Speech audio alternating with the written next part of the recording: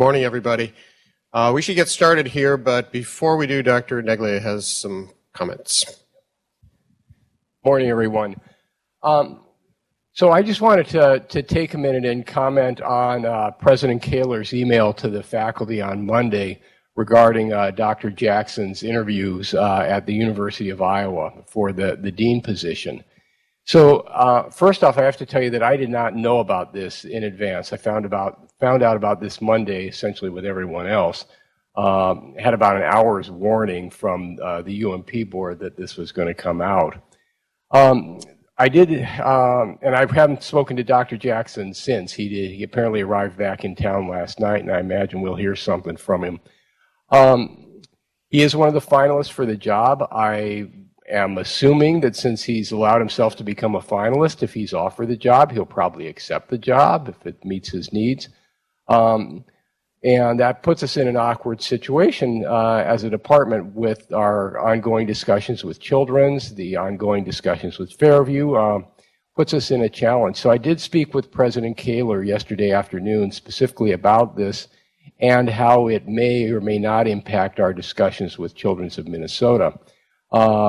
The President was very adamant in his support for our ongoing efforts at collaboration with Children's. He's going to stay involved and engaged in this, sees this as one of the highest priorities for the university right now. So I think that's reassuring. There will be more to come on this, and I'll pass on information as I can. But really, that's about what I know right now. I know we have this, the backing of the President in this, and we plan on continuing to move forward as we are right now. So thanks. On a happier note, could be happy, I suppose. Right. Pigs could fly, too. You all may know that for the last 20-some-odd years, there's been a neonatal nutrition conference. You can see it here, Minnesota Neonatal Nutrition Conference. That's an international conference that I've been helping plan for the last 15 years or so. And it takes place in this beautiful fall weather. You're all welcome to come to it. It is tomorrow and Friday. And each year, we bring in well-known nutrition speakers, neonatal nutrition speakers, and one of them we bring as a visiting professor. And this year, Jae Kim, who is a professor of pediatrics at UCSD and a longtime friend and collaborator, is our visiting professor. He's going to be here all day today after giving this talk. He's going to be meeting with our fellows and doing some point-of-care ultrasound work with them, and then speaking at our conference tomorrow. Jay is one of these people who just can never make decisions. So you can see he is in the division of neonatology and gastroenterology. He's boarded in both. He's an MD, PhD, so he couldn't decide there either. I asked him if there were med-peds residencies back when he trained, but he trained in Canada, so it turned out they didn't. Otherwise, I'm sure he would have done that as well. He is extremely well known around the country, particularly for this program, SPIN, Supporting Premature Infant Nutrition, Use of Mother's Milk in the NICU. 10 years ago, Jay, I would say, the whole idea of using mom's milk in the NICU was pretty taboo because of the concerns about nutritional insufficiencies. We've learned a lot about it and a lot about the advantages of using human milk, such that our unit is now pretty much exclusively human milk through 34 weeks, and I know his unit is as well. So I think he's going to talk about Mother's Milk Matters in the NICU, a little bit about the evolution of the program, and then how one sets it up and the importance of the science that comes out of that. Jay, it's a pleasure to have you here. Thank you for coming. Great. Thank you.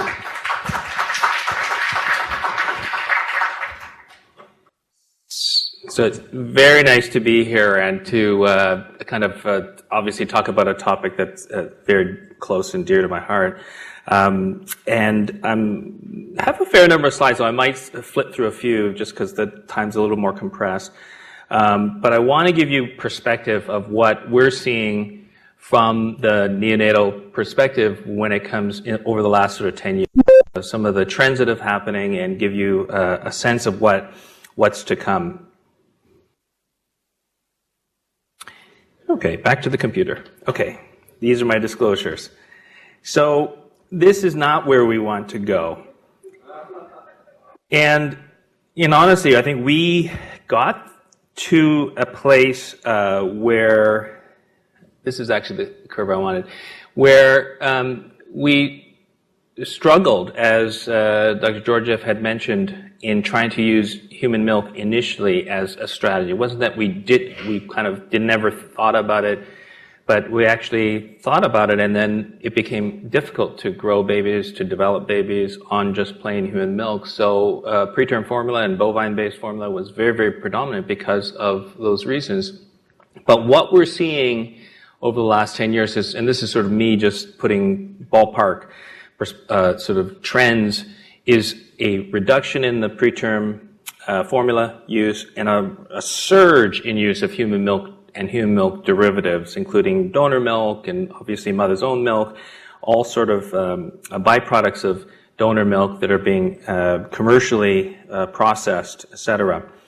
And the paradigm shift that happened for a lot of us was this idea that human milk is another liquid tissue, very similar to the one that we're most familiar with, and that is blood.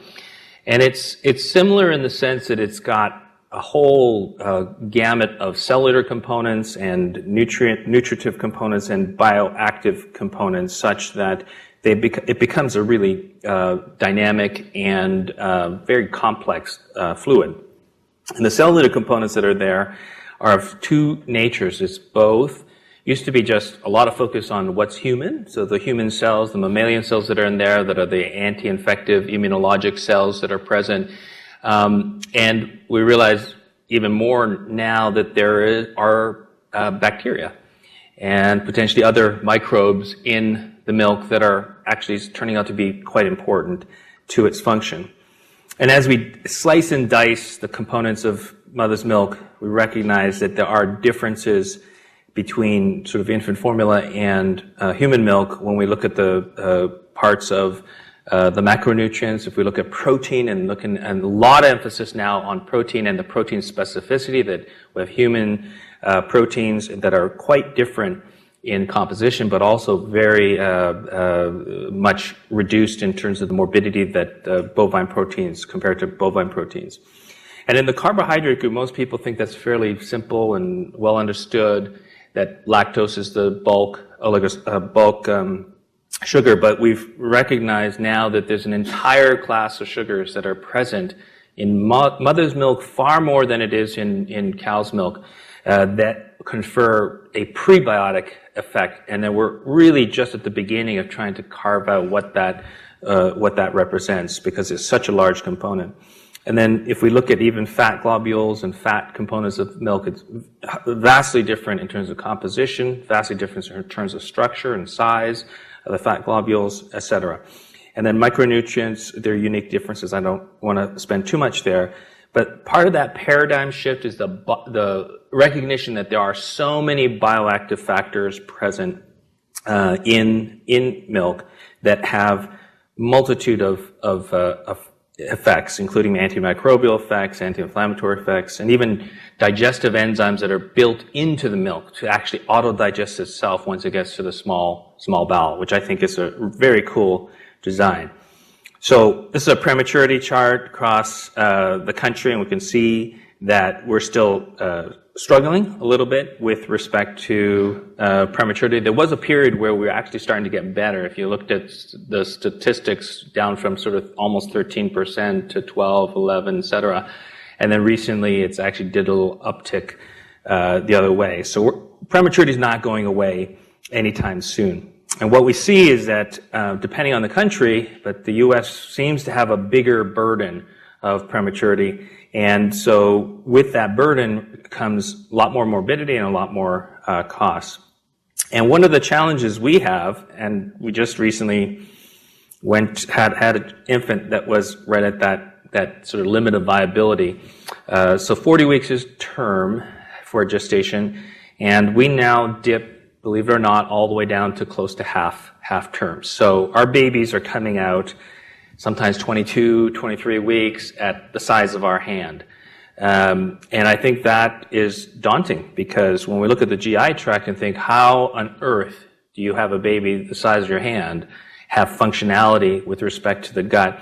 How do you get them to even absorb or digest anything? And how do you get it to move, which is probably one of the biggest issues in the developing gut. And so it's not surprising, we were talking about acronyms just before, that there are so many acronyms for all the morbidities that happen in neonates, and neonates have a multitude of systemic and organ-specific effects because of being so immature. And so putting all that together and trying to rationalize how to protect the preterm baby is daunting. I think it's very daunting. So it's remarkable that we have one liquid that can have so many potential effects on all the different membranes, all the different surfaces that the infant has sort of risk or exposure to. And so I don't want to spend too much time on the benefits of mother's milk, but a little bit just to emphasize that we know that all those benefits that are there for the term baby is certainly there for the preterm baby, but even more so are the evidence that support cognitive benefit, reduction in some of the big morbidities like neck and sepsis, and in particular, big emphasis right now on microbiome. That the gut microbiome seems to be like the catchword, but in preterm infants, it seems like it's a huge player in how they actually sort of restitute normal health. So one of the big drivers, certainly was a driver for me to get involved in the whole human milk, mother's milk field, was this disease, the necrotizing enterocolitis, that came about after we thought we solved all those pulmonary consequences of preterm baby, and babies then became much more able to survive, and they ended up having some serious GI complications, and neck is one of them. And it's a disease that we're still trying to understand. In fact, trying to get rid of it is not easy. There are many strategies that have been out there. Preventing preterm birth, since it's mostly a preterm disease, is not an easy thing, as I mentioned, so that's off the list. But standardizing our approach, just a simple quality improvement approach, seems to be one of the things that there is evidence for. But the ability to give human milk was an early sort of win to be able to look at trying to get rid of neck in a preventative mode. And then what's coming up as well is some data around antibiotics and the whole acid environment within the gut, which is an interesting thing. And then probiotics, which is very controversial right now amongst neonatologists and maybe ID people. Just what is it how does it work, and what is the standard of practice as many products are coming out onto the market. So if we look at how neck occurs, it'll give us some clues in terms of why human milk may be a powerful agent of change here. We know it happens mostly in preterm babies. It's a little more contentious about how blood flow or ischemia plays a role in it, but you've got to have bugs and you got to have some sort of food source. So preterm babies rarely get true neck, when they're unfed. This happens after infants are fed, oftentimes towards the period where they're reaching full feeds or shortly after they reach full feeds. And then a colossal escalation of inflammation, and bowel gets severely damaged either in a scattered fashion or in a complete knockout. And it's transmural inflammation. It's an unregulated inflammation that takes place that knocks them out. And we think that the normal defense mechanisms that are present in the gut are somehow affected, and we don't really know that it's just one aspect of the defense mechanism. We think that probably everything has a disadvantage in the preterm baby: the gut barrier, the mucus layer, the flora, as we talked about, the microbiome that's in the lumen, the immune system of the GI tract, which happens to be the largest immune system of the body. All these things are disadvantaged in the preterm baby, so not surprising that we have a high-risk infant and an infant that will get into problems. And one of the areas that I think is now become a big focus of sort of that vulnerability is that area of abnormal bacterial colonization, which we're now starting to term that dysbiosis. So necrotizing enterocolitis histopathologically looks pretty nasty. Bacteria get into through the barrier, gets into the bowel, and we often will see x-rays that pick up the gas produced by the bacteria in the actual bowel wall. And it leads to, in the worst case, a complete necrotic event that is devastating. And so I often think that what is cooking is really a reaction. As we have the babies don't get neck right away. They're not born and they get neck. We create it over time. And it always seems to feel like there's some reaction that's taking place. We're adding different substrates. We're letting time and the sort of the cooking of an event that's about to happen take place. And it probably is the sort of peaking of having a lot of bacteria, the wrong bacteria, and then and feeding off the wrong kind of substrate, and perhaps some kind of damage that is a detriment to the barrier and all the defense mechanisms that was listed before. And so when we look at when neck occurs later in the smallest, most vulnerable babies.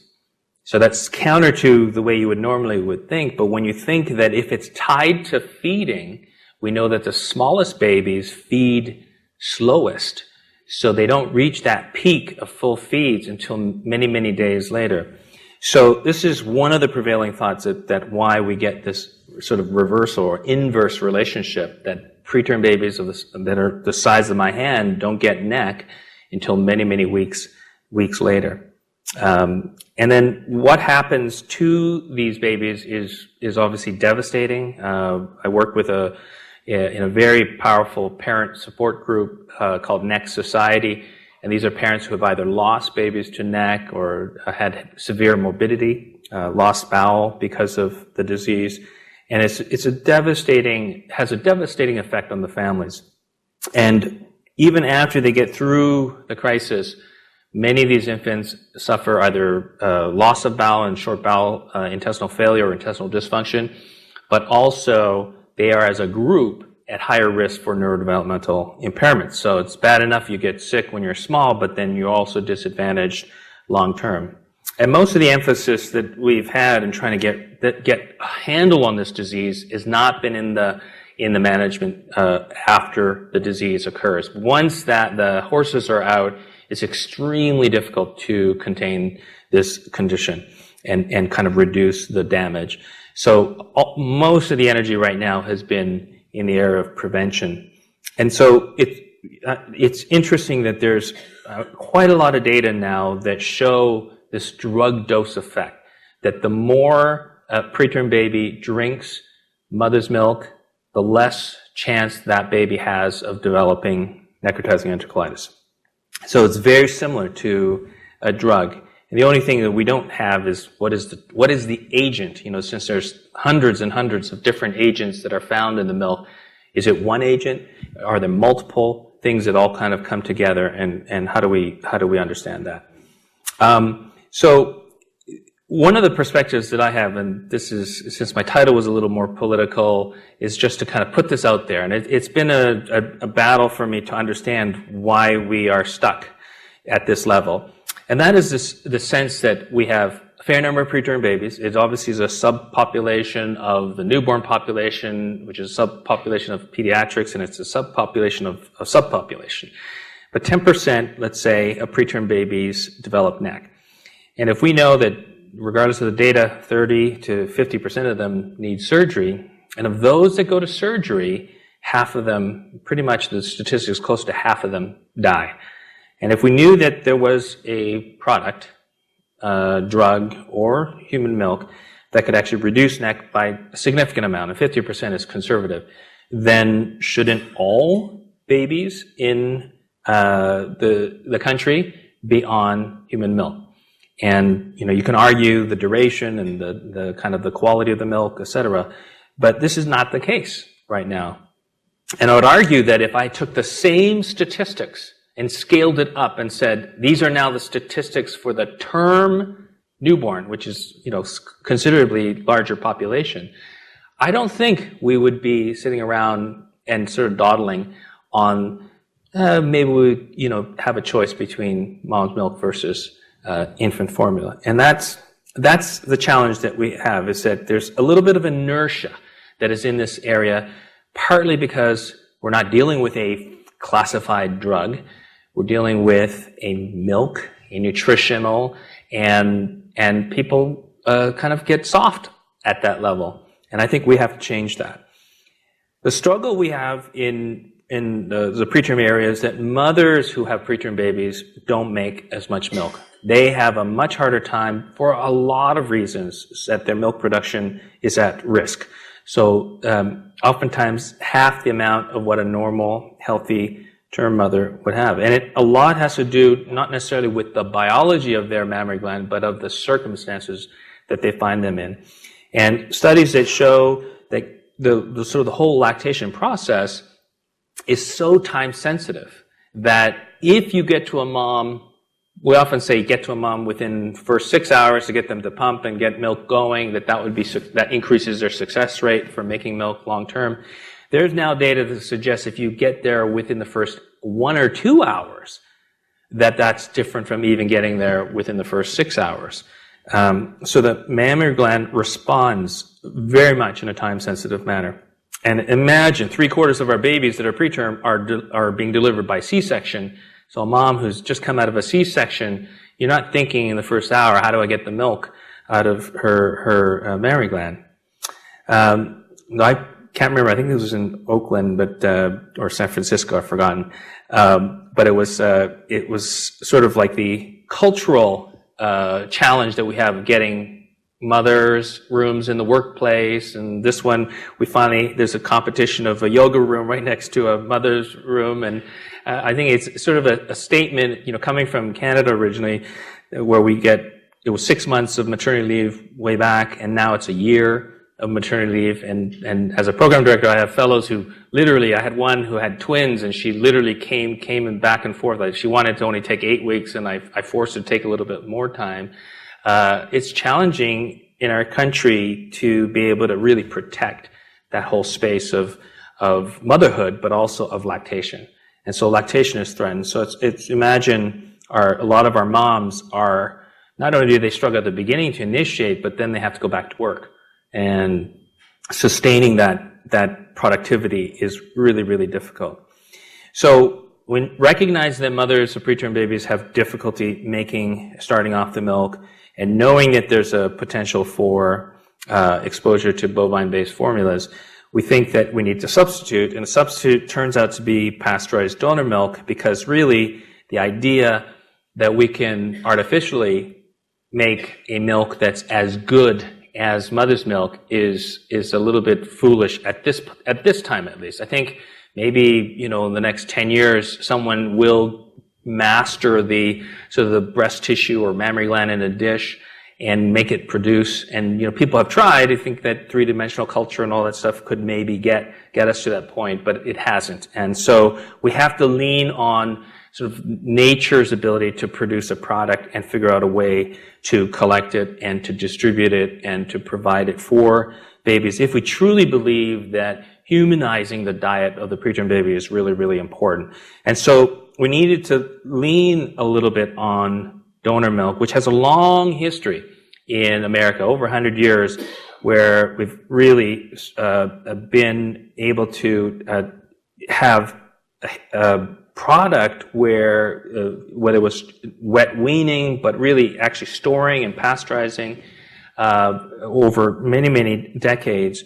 But the whole industry got decimated when HIV came about, and it was really only the last 10 years where we've really seen a surge in the amount of donor milk. So if you start counting the number of milk banks in the last sort of 5 or 6 years, we've seen a doubling in the number of donor milk banks that are out there.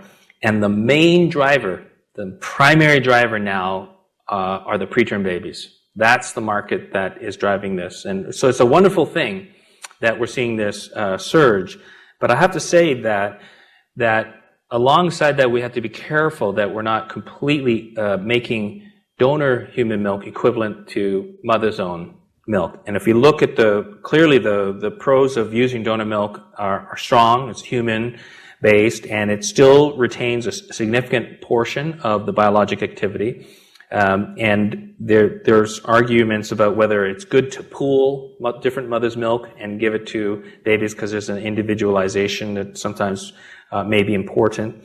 The downside, however, is that this is processed milk, that there's a lot of handling that takes place with mother's milk for donor milk. And so that processing takes down a few notches in the quality of the milk. So there's the cellular components, which we think are very important, get lost relatively quickly. The bacteria, the probiotic bacteria that get lost. We look at some of the digestive functions, as I mentioned, the lipase activity, which we think is one of the reasons why you get better digestibility of human milk, gets lost. And there's some degree of attenuation of the bioactive components in the milk with the heat processing, and other sort of deficiencies. So in essence, we think that the quality of donor milk is going to be less. And there's a lot of other concerns about donor milk. There's believe it or not, even within the medical profession, there's the ick factor.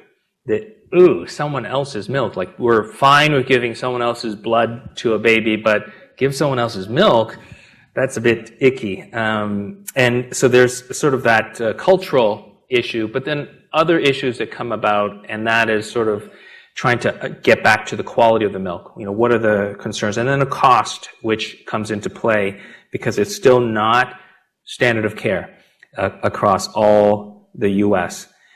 So we need to recognize that there's a quality difference, that clearly straight from the breast is probably the best way to get mother's milk, but we lose quality the more we let time, processing, temperature affect the milk in order to deliver. But we have a process now of establishing these donor milk banks that enable us to safely provide a product for our preterm babies that include getting very altruistic moms who are out there who have freezers full of milk that they don't know what to do with and want to be able to, rather than pour it down the sink, which many of them have done with tears after all the work that they did, be able to donate it to help a small baby survive. And so being able to get this group of moms activated, get their milk delivered and processed and shipped to other sites it's not a simple task, but there is a very straightforward process to it, and it requires almost like a factory of people to get activated and to actually get the milk from door to door. And the commercial enterprise has really taken on this challenge, not so much for the donor milk use, but the derivatives of the donor milk, taking the donor milk and starting to extract, whether it's a fortifier or a cream off the milk or the sugars that have come from the milk. So our present state, which has really transformed over the last 10 years, is now this recognition that donor milk has a role in replacing as a substitute when mother's milk is not available. So that's what's dictated and what's sort of recommended. But what's happening is still falling short. And part of it has to do with, are there enough banks around? As one thing, this was the effort that I was involved in when I left, just before I left Toronto. And so Canada is building up this arsenal of milk banks across the country. And in the country of California, because it's about the same size as Canada, there was only one milk bank, one nonprofit milk bank. And so we've made some effort now that we have a supply-demand problem to set up a milk bank in San Diego. And one of the nuances that we've done, which we copied from Oklahoma, was to bind ourselves with the blood bank, such that the blood bank and us are partners, and that it's this appreciation that, liquid tissue and liquid tissue. And in California, it turns out that mother's milk is classified as a tissue, so it really did make sense for us. But that affiliation seems to be very strong and something that we're trying to encourage across the country, and hopefully our bank will open very shortly. And one of the strategies that we're going to have that's going to come out very shortly is the use of a smartphone app, mobile app, where mothers can get education and get really connected to the whole process of lactation, but then get lassoed into this idea that if you have extra milk, here's where you can donate, and they'll be geotagged, and so they'll walk into a mall and suddenly they'll be recognized as a blood bank donor mobile down the hall, and that they can donate their milk there or get blood tested so that they can be a donor. So it's a current strategy of ours, because we have to tackle the idea that we're not going to have an easy substitute, and this is our way to get altruistic donors to help us out, help our cause. There are very few really strong donor milk trials, because it's extremely difficult ethically to tell a mom, we're not going to give your baby your milk, and we're going to randomize you to formula or donor milk. It's just not possible. So most of the studies that are out there are to some extent contaminated, because they allow mothers to do what they can, and then on top of that build in the randomization of formula versus donor milk. But when you look at studies like the Domino trial in Canada, they were able to show, their primary aim was to look at long-term neurodevelopment at 2 years, that they did not show that difference. But when we looked at the neck rate, there was a marked difference. And I think that's important to recognize, that the neurodevelopmental testing that we do is not refined enough, but we do see short-term benefits, which was not surprising based on what we know. So there's good evidence that what our strategy right now is humanizing that initial period, having mom's milk if we can, and if we don't have mom's milk, then humanize it with donor milk. That seems to be a protective thing that ought to be there for every baby in the country, and that's where we're heading to. Well, we also recognize that mother's milk alone is not sufficient for preterm babies to grow, and so we get stuck when we have to fortify mother's milk. So in order to give mother's milk to a preterm baby, make them grow, we have to add something on top. And that on top is a fortifier. And up until now, it was an intact bovine fortifier.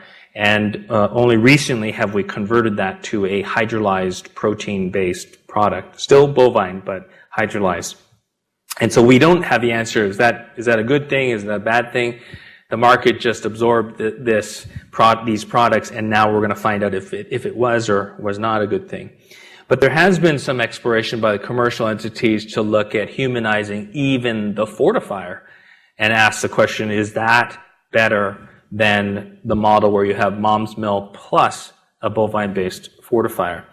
And the studies that looked, this is a small study which came, that was evaluating a population of babies that were destined to only get formula because, for whatever reason, moms weren't able to provide their own milk.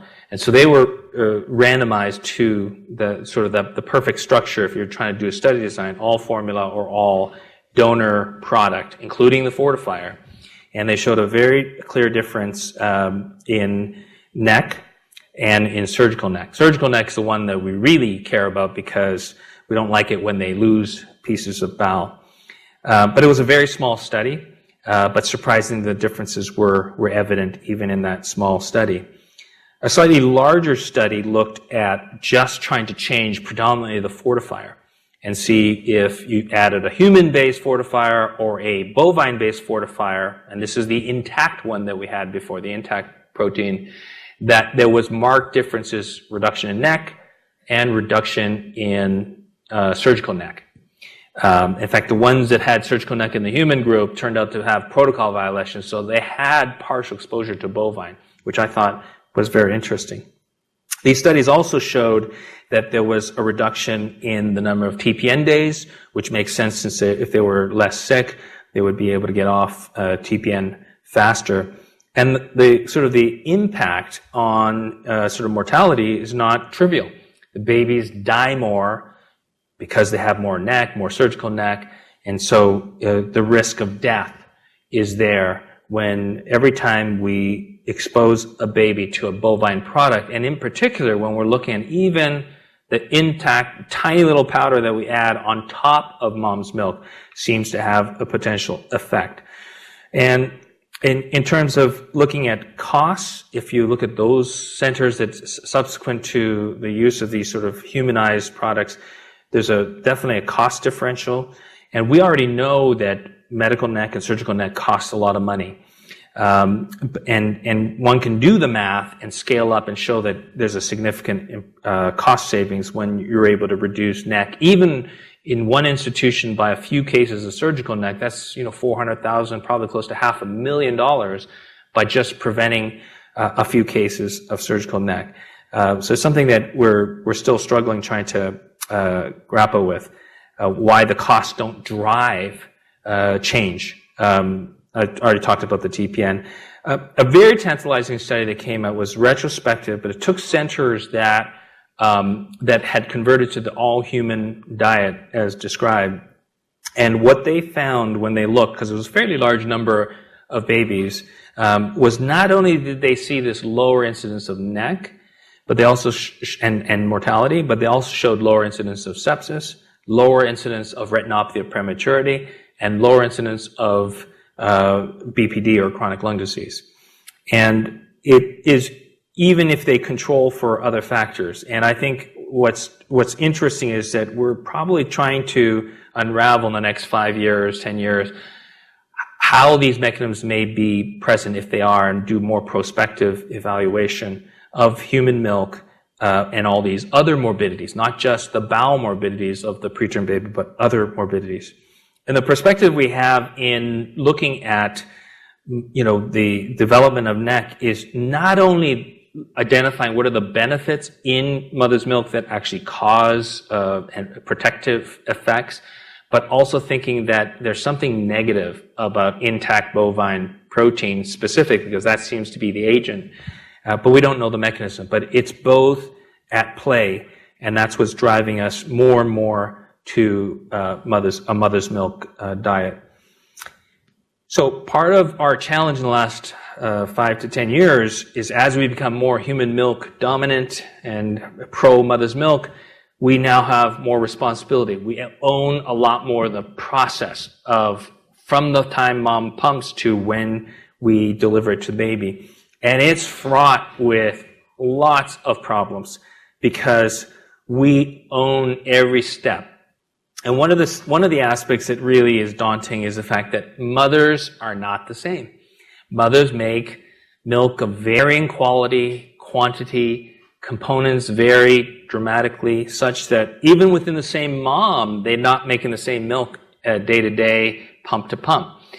And that variability is challenging to us. So you'll read a textbook, and the textbook will say 20 calorie per ounce milk. That's what mother's milk is. But throw it out on a chart and show just random samples of mother's milk, and you'll see that some moms are pumping out like a low-calorie milk, and others, what I call sort of the high-octane fuel up at the, cream, basically, up at the top end. And why do they do that? How do they do that? What drives these differences in nutrients? We don't know. And we do know that over time, protein is one of the things that drops off naturally. The biologic proteins that are there tend to fade in the first 4 weeks, and then it kind of fades a little bit over time. And imagine we are getting preterm babies out here. The mothers the donor milk for preterm babies, they're coming out much further out, even beyond 6 months, where they're making milk of low protein. And again, that's something that feeds back into the quality of donor milk, that the protein content, which I often call that's the secret sauce to get preterm babies to grow. You need protein. You can give them all the energy you want, but if you don't give them the building blocks, they're not going to grow. And so that's a big piece. So to complicate matters further, mother's milk is sort of more than just human.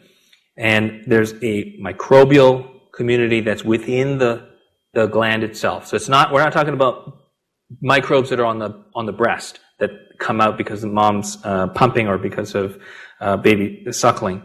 We're talking about actual community within mother's milk, and it's the first or the original synbiotic, a prebiotic, the oligosaccharides primarily, and a probiotic community that's found within this product. And so it's the sort of the original synbiotic. And we recognize now that that our bodies are mostly bacteria, microbial. By cell count, we're at least 10 times more bacteria than we are human. If you look at genetic material, we're probably 100 to 1,000-fold more genetically something else.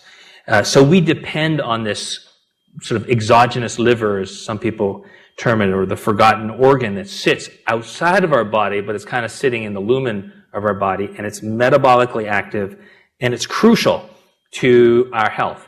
So people often talk about the hygiene hypothesis and how we become so clean, we got rid of all these diseases on the one hand, and then all these autoimmune and immunologic diseases surged on the other hand, and they're not unrelated. There's some connection there.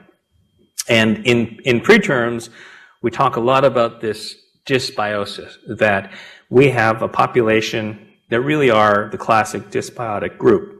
Because our babies come out unnaturally. They're not supposed to come out when they come out. And when they come out, they are coming out most of the time not through the natural microbial inoculation that's supposed to happen when they come out by vaginal birth. No, they come out through C-section, sterile field. They get contaminated by anything that's in our unit initially. And then we throw nuclear warheads of AMP and GENT or whatever cocktail you use. We don't feed them for a while. And then we give them mostly sterilized products if it's formula, and not surprisingly, they colonize incorrectly. And this vaginal birth C-section difference is really powerful, and it's something that people are now exploring, the idea of inoculating a C-section baby with vaginal flora. There have been a couple of experiments and studies now, but suffice to say that our preterm babies do not establish normal flora compared to a term baby.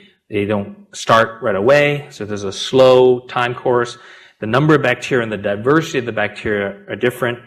And what we feed them matters. So if you feed them mother's milk versus formula, their flora changes dramatically, and you see the differences. And so you have what seem like more probiotic type bacteria, bifidobacter being a big one, and lactobacillus being more dominant in breastfed babies versus more adult organisms otherwise. And the recognition, as I mentioned, that mother's milk contains its own microbial community is becoming very, very popularized now. But you'd think that the rules that mothers that are diverse would also apply, and the answer is yes. Even in microbial communities, no two mothers are the same. So there's no sense of, and these are all sort of individual mothers, of what bugs are supposed to be there and what determines which bugs go into which mother's gland. We know that we wipe out all this biology when we give donor milk because we're pasteurizing, we're heat treating. And many of us feel like we have to figure out other ways to be able to preserve that, whatever effect those microbes are having. And when we take a disease like necrotizing enterocolitis, there's data now that are starting to show that there's a precursor to the development of NEC, that the community within the gut changes right before a baby develops NEC. And we think that is maybe a warning sign. It may not necessarily be causative, but there is a very tight connection between the microbial community and when a baby actually develops NEC. So a lot of emphasis went on the probiotic side, on the bugs, but what is now emerging is that the sugars, these prebiotic sugars that we really knew nothing about, and in fact didn't even know some of the biosynthetic pathways, has become even more important. And the reason is that these are components that are genetically predetermined. So mothers, again, not the same. Mothers are different than animals, so our structures of sugars are different from cows. We produce a lot more oligosaccharides than most mammals. I think elephants are, for some reason, compete at a good level for oligosaccharides. And these sugars confer a whole slew of effects that are mostly in the anti-infective, antimicrobial, the center of the circle, if the center of the circle is these human milk oligosaccharides, these are the good HMOs, not the other HMO you're thinking. But the multitude of effects of these sugars, which are the third largest component in the milk, on immune function and all these antimicrobial effects, and even against both in animal models of neck, conferred benefit in neck, and Dr. Gale here has done some work with HMOs and fungal.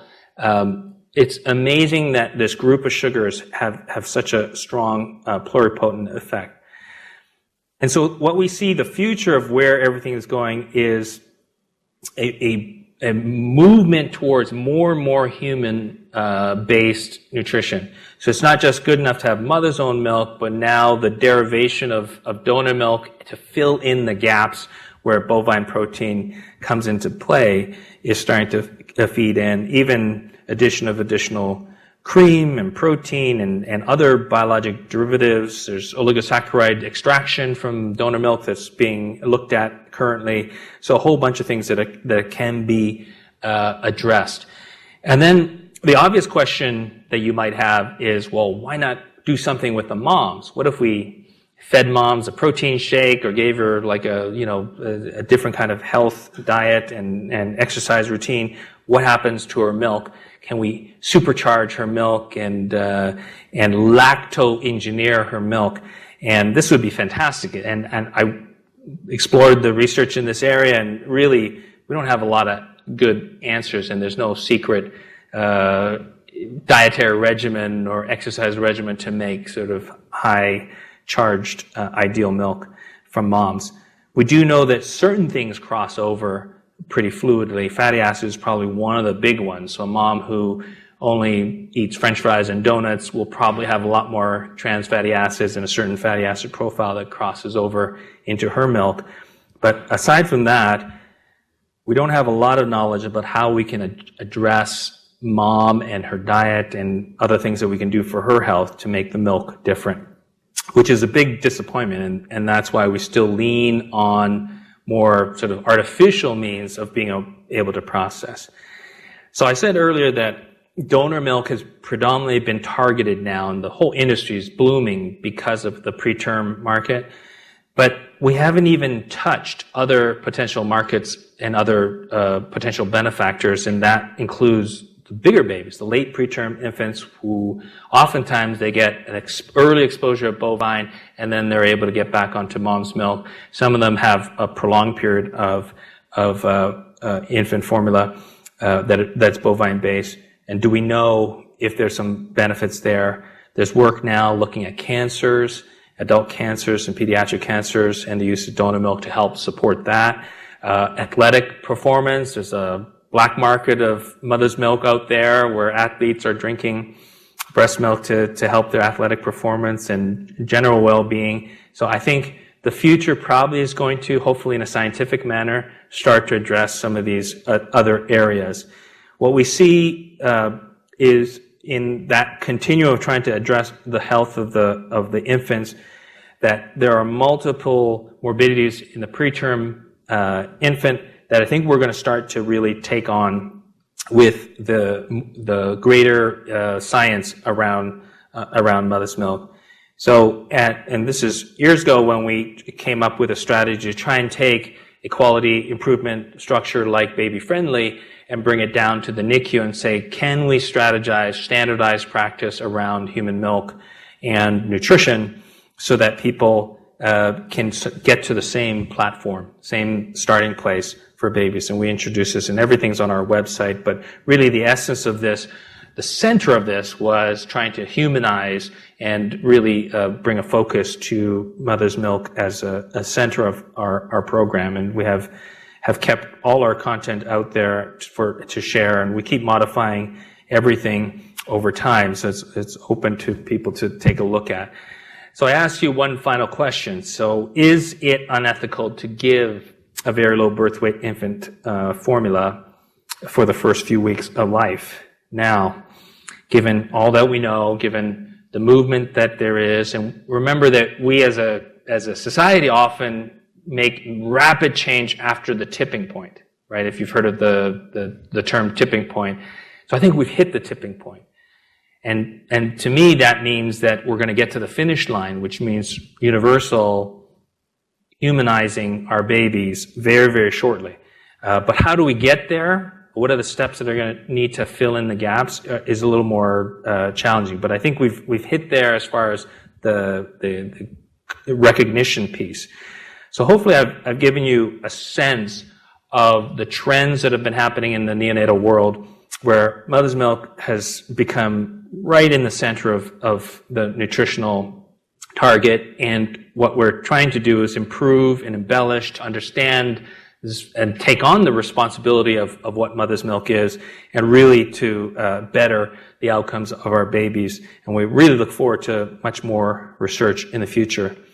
So I put some social slides in. We did a milk drive as part of our bank, and we met the two twins in the middle. How many of you recognize them? Raise your hand. So I didn't know who they were either. They're women wrestlers. They're very, very popular. Apparently I didn't know who they were, and they have 5 million Instagram followers. So this was huge publicity for us. But one of them's in San Diego, and she had a baby, and Bree, and that's her baby there. And so that enabled us to, hopefully, it's coming out in October. Apparently this month the show's coming out. So we'll hopefully have them kind of visiting our milk drive. And this is one of our last surgical neck babies we've had in our unit. Haven't had one for years now. But it really is a challenge to manage a baby with this condition. And we'd really not, we would love to not have that as the mainstay. Hopefully this disease will go away very, very, very soon. So thank you for your attention. I'm happy to entertain a few questions in the last few minutes.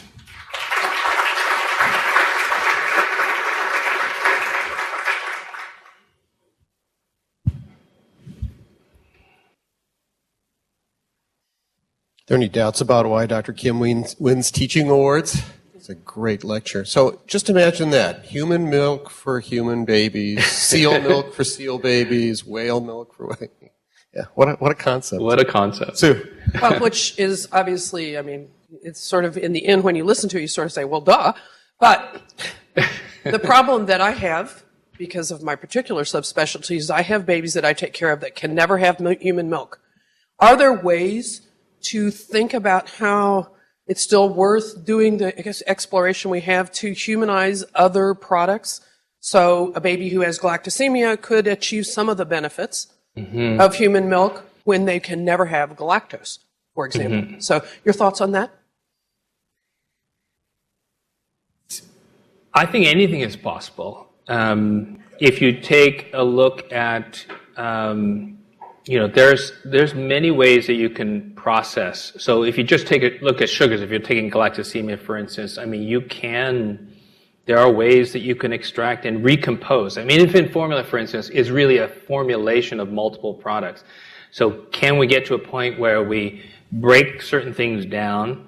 The extraction, for instance, of oligosaccharides, it's in the aqueous portion, and you separate milk out. You can really wash out a significant portion of that load. Maybe not to zero, but get rid of the sugar component and try to recompose something.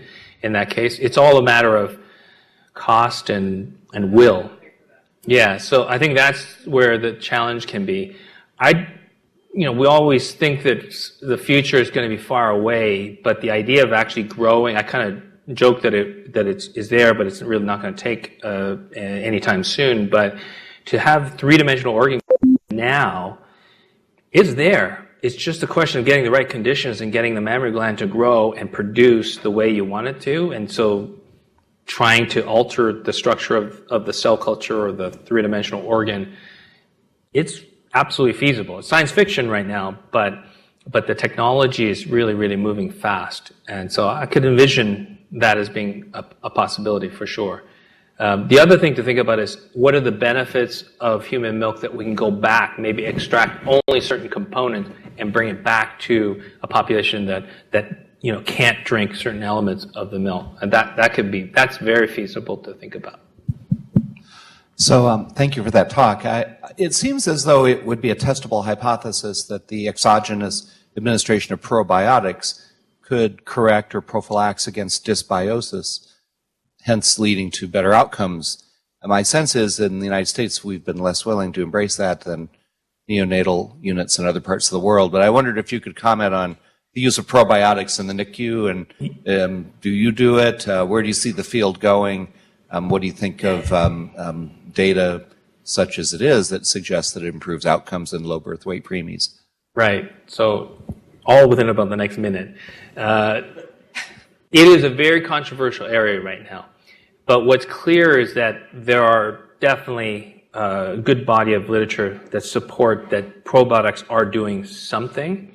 What is not clear is specificity of which organisms, which product, the target audience. Most of the very, very tiny babies aren't seeing the effect of probiotics as sort of the more moderate or slightly bigger, like 1,000 to 1,500 gram type population. But the signal that's there, and it's multiple non-American countries that have done these studies, have shown a unequivocal effect of early probiotic use and neck reduction, mortality reduction. And so the rest of the world are all jumping forward to probiotics. Where the U.S. has gotten stuck for the last more than 10 years, I think, has been the idea that, is a probiotic a drug? Is it a food? How do we regulate it? And so it's been stymied until now because they've not been able to effectively overcome that piece. But it's changing. So a couple of companies have come out and said, fine, let's just use language that the FDA knows, and that's a drug. Let's make a probiotic that is pharmaceutical grade and bring it out into the country and do the appropriate, studies to get FDA approval for a drug. And that's underway. So what I see is the next path is going to be twofold. Those who are more scientifically based and worried about the risk of probiotics, because there have been risks when people have just taken something off the shelf and used a probiotic. Babies have gotten sick, babies have died from complications of contaminated products. But used to be, I'd ask the audience how many people have used probiotics, and it was, literally one rogue hand that went up. And now there are tons of hands that are going up. So units are just deciding, we're done, we're not going to wait anymore, we're just going to go and use probiotic, whatever they can find. Versus the other half, a little more conservative, saying, we're going to wait, do the appropriate pharmaceutical grade studies, because we think that is the future. And I'm kind of leaning towards the second group, because because of the safety concerns of babies getting at risk, and there's not the regulation of the products. So that, in a nutshell, that's where we're seeing this divergence of early adopters just going out there and starting to use it, and a more traditional path now that we know that there are pharmaceutical grade probiotics coming up. But it'll be very exciting from a point of view of morbidity reduction. Yeah, well, I mean, you're just describing the cowboys that neonatologists are. So, if we're going to wait that long, we're just going to go ahead and do it. And neonatologists had multiple misadventures down that route. The problem with going the drug route is there's not been a single additive to infant formula that has ever gone the drug route. It always goes through what's called generally recognized as safe, GRAS, which is a much, much lower bar, which is why they do it. They say it's in the it's in the population, or it's in the food chain normally, so let's just add it. That bar of the 412 bar of meeting drug, it'd be like a new cancer chemotherapeutic agent, and it's a very high mark to meet, and will just prolong the process, unfortunately. It will be costly too at the end. It is 8:30, and you're more than welcome to leave. I'll hand the microphone to her, and then that should be it.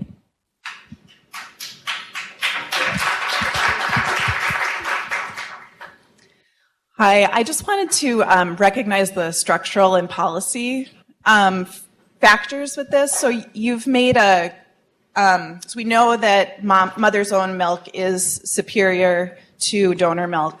Could you just comment on what you've experienced in terms of efforts to engage with the OBGYN community, to do more prenatal education as a routine aspect of care for mothers, and also optimizing lactation support in the immediate perinatal period to make sure that mothers have the optimal opportunity to produce their own milk. Right, right. So I think that's a really key piece. I think a lot of emphasis right now has been on donor milk, and I think the emphasis needs to be, tripled, quadrupled on maternal lactation support, because we want mother's own milk versus other milk. And so it does start in the OB office. It does start linking, educating the OBs, educating L&D staff, and having processes so that mothers are aware way, way early that their milk is very important, and then following them through that journey so that they're supported, particularly in the hospital when they're first starting to make milk or have the ability to make milk. I saw an interesting protocol right now looking at in Europe and Australia. I think they're doing a trial. They're doing pre-delivery lactation to try and get milk for diabetic, infant and diabetic mothers, which I think is fascinating. They're trying to validate the concept of getting milk extracted before birth. That is a neat concept, that if you can actually get moms getting comfortable pumping before they even deliver, that could be really maybe a boom to their production, ultimate production. And that's not been tested. It's just now it's starting to go through some concepts.